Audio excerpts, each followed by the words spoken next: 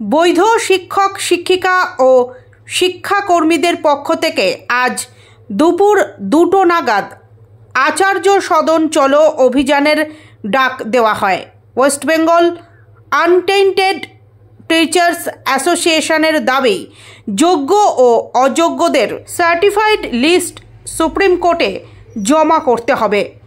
আজকের এই পদযাত্রা করুণাময়ী বাসস্ট্যান্ড থেকে শুরু হয়ে আচার্য সদন পর্যন্ত গিয়ে শেষ হয়।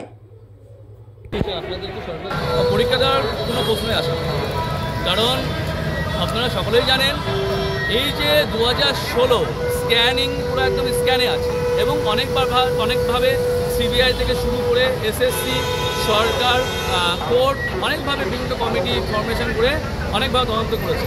এখনও পর্যন্ত কোনো রকমভাবে যা দুর্নীতি প্রথমে যেভাবে যা প্রমাণ ছিল এখনও তাই আছে, নতুনভাবে কোনো দুর্নীতির জিনিস আসেনি। এবং আমরা জানি যারা টাকাতে চাকরি সে নিজেও জানে যে টাকাতে পেয়েছি না পাইনি, এবং আমরা মাথা উঁচু করে বুক ফুলিয়ে এখনও চলছি, কারণ আমরা কোনো রকমভাবে অন্যায়ের সঙ্গে আপোষ করিনি বা অন্যায়কে আমরা মেনে নিইনি বা কোনো রকমভাবে আমরা টাকাতে চাকরি পাইনি। সেই জায়গায় দাঁড়িয়ে পরীক্ষা কেন দেবো? এখানে সুপ্রিম কোর্টের 3 তারিখে 3 এপ্রিলের যে জাজমেন্ট হয়েছে পুরোপুরিভাবে ইনজাস্টিস হয়েছে, এবং সিজিআই ওখানে লিখছেন উনি নাকি এই কেসে গভীরে যাবেন।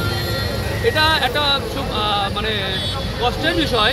এখানে উনি মানে কোনো কিছু বিচার বিশ্লেষণ না করে এতজন যোগ্য শিক্ষক শিক্ষিকা প্যানেল ভ্যালিডিটির মধ্যে আছে যারা, তাদেরকে বধ করে দিচ্ছে, কিন্তু উনি কেসে গভীরে যাবেন না। এবং উনি একটা ইনজাস্টিস প্রতিনিধিগুলো আছে এসএসসি চেয়ারম্যান ডেপুটেশনে কি লেখা রয়েছে আমাদের লিস্টটা লাগবে, আমাদের লিস্ট মানে প্যানেল ভ্যালিডিটি থাকা যে শিক্ষক শিক্ষিকা শিক্ষকদের লিস্টটা লাগবে। এবং তারপরে বলা আছে একটা অযোগ্য যারা আছে অযোগ্য তাদের সার্টিফাই করে লিস্ট দিয়ে টার্মিনেশন হয়, মানে তাদেরকে আইডেন্টিফাই করছে না। মানে এখানে যদি মিশে থাকে অযোগ্য, আমরা বুঝতে পারবো না কি অযোগ্য।